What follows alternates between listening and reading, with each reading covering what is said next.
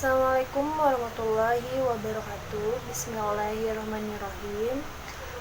Halo semuanya, sebelumnya saya akan memperkenalkan diri saya terlebih dahulu. Perkenalkan, nama saya Endang Wiwi Handika. Saya mahasiswa dari Institut Setyami yang ada di daerah Jakarta Pusat. Saya mengambil jurusan Manajemen Komunikasi yang berfokus ke dalam Public Relations atau Humas. Dan saya sekarang sedang menjalani sebagai mahasiswa semester 4. Pada kesempatan di video kali ini, saya akan menjelaskan tentang latar belakang budaya saya sendiri.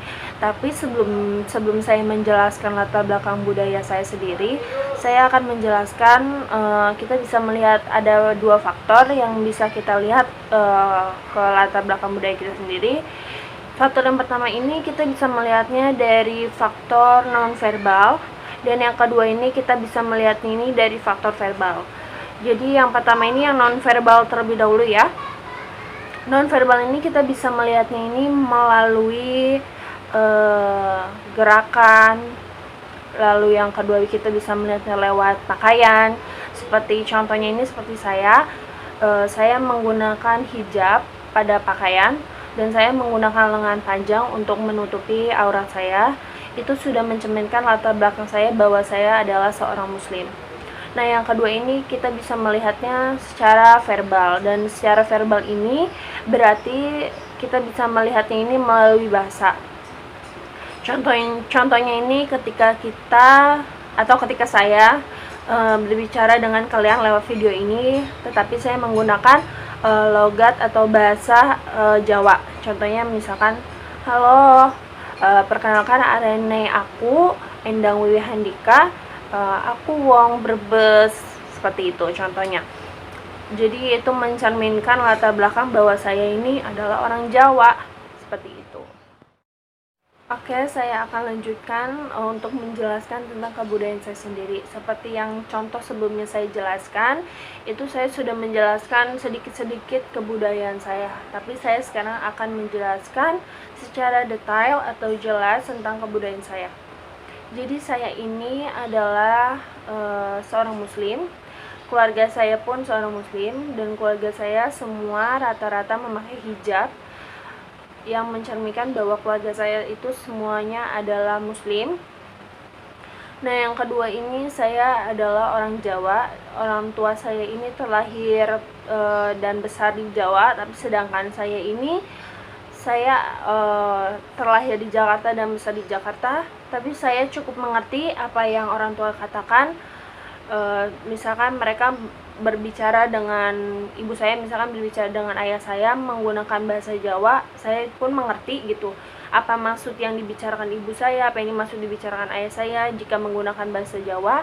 Tapi ketika saya berbicara secara detail menggunakan bahasa Jawa, saya masih kurang mengerti. Apalagi bahasa Jawa ini kita bisa ketahui ada bahasa Jawa yang kasar dan bahasa Jawa yang halus.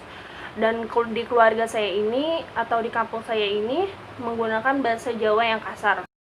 Tetapi kedua orang tua saya cukup mengerti juga tentang bahasa Jawa yang halus, karena mereka bersekolah di Jawa dan besar di Jawa. Makanya mereka mengerti tentang bahasa yang dua ini, bahasa Jawa yang ada dua ini, bahasa halus dan bahasa kasar, mereka semua mengerti.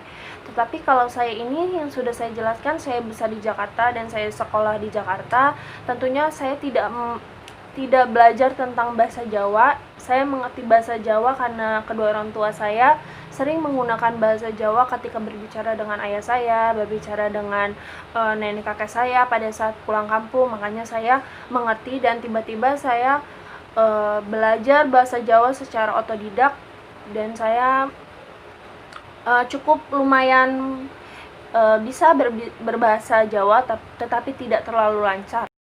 Lalu ada kebudayaan Jawa yang keluarga saya ini masih menganut dari kakek, dari uyut sampai ke mama saya sekarang, dan saya juga selalu diajarkan untuk tetap melestarikan kebudayaan saya. Seperti contohnya keluarga saya itu masih menganut seperti Neptu Jawa. Misalkan Neptu Jawa ini adalah menghitung hari, bulan, seperti kayak Wage, Kliwon, itu mereka menghitung semuanya untuk apa ya, ibaratnya kita mencari hari bagus dan mencari hari buruknya, seperti itu.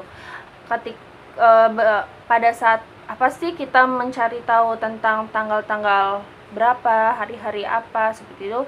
Misalnya kalau di keluarga saya ini, misalkan kita akan melangsungkan sebuah acara, misalkan acara pernikahan, atau kita mau mengadakan acara selamatan, atau kita akan membuka sebuah usaha, atau acara-acara besar lainnya lah yang sangat penting bagi kita gitu. Biasanya keluarga saya atau orang Jawa ini masih menggunakan neptu Jawa untuk menghitung hari keberuntungan. Lalu ada beberapa pula keluarga saya masih menganut tentang istilah puputan rumah. Jadi misalkan contohnya ini adalah ketika keluarga saya membangun rumah atau baru memiliki rumah, lalu keluarga saya ini melaksanakan puputan rumah sebagai bentuk selamatan atau hajatan, sebagai tanda terima kasih kepada Tuhan telah atau bersyukur kepada Tuhan telah memiliki tempat tinggal sendiri, supaya rumah kita yang kita tempati ini mendapatkan keberkahan serta ridho dari Allah, seperti itu contohnya. Itu semua adalah beberapa kebudayaan Jawa yang masih saya percayai dan keluarga saya percayai, dan kami semua masih sangat melestarikan kebudayaan Jawa tersebut. Terima kasih kepada kalian semua yang telah menonton video saya ini tentang menjelaskan kebudayaan atau latar belakang budaya saya. Semoga apa yang telah saya sampaikan, apa yang telah saya beritahu kepada kalian semua, kalian bisa memahaminya. Dan saya harap kalian juga bisa melestarikan kebudayaan kalian sendiri.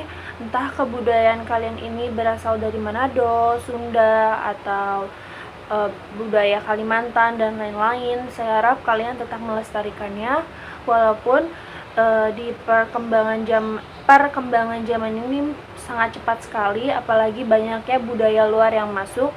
Kita jangan semesta-mesta lupa dengan budaya kita sendiri. Baik, saya akhiri video saya ini. Wassalamualaikum warahmatullahi wabarakatuh.